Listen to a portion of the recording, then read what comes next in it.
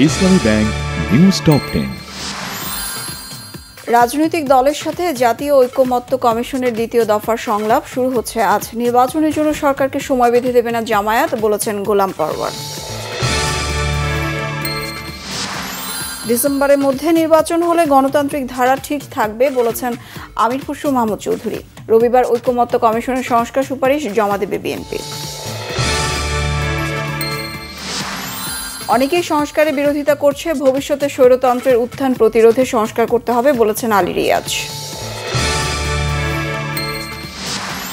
ঘুষ লেনদেনের অভিযোগে করা মামলা থেকে তারেক রহমান ও লুৎফুজ্জামান বাবর সহ 8 জনকে খালাস দিয়েছেন আদালত।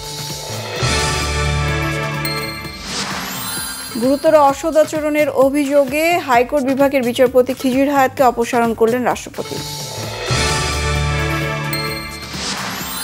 বাংলাদেশের সংখ্যালঘুদের সুরক্ষায় অন্তর্বর্তী সরকারের পদক্ষেপকে স্বাগত জানিয়েছে যুক্তরাষ্ট্র।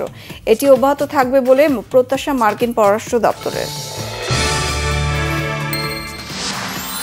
এনবিআরের চেয়ারম্যান আব্দুর রহমান খান বলেছেন, বাংলাদেশের এলডিসি এড়ানো সম্ভব নয়। আগামীতে রাজস্ব আসতে হবে ভ্যাট ও আয়কর থেকে।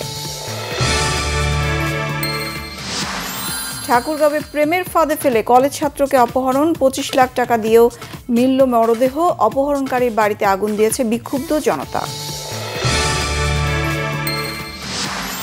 গাজায় 36 ঘন্টায় 183 শিশুকে হত্যা করল ইসরায়েল। আরও কঠোর হামলার হুমকি নেতানিয়াহুর, দেশে দেশে বিক্ষোভ। 3 জনকে রেখে শিলং গেল বাংলাদেশ ফুটবল দল। মঙ্গলবার ভারতের বিপক্ষে এশিয়ান কাপ বাছাই ম্যাচ।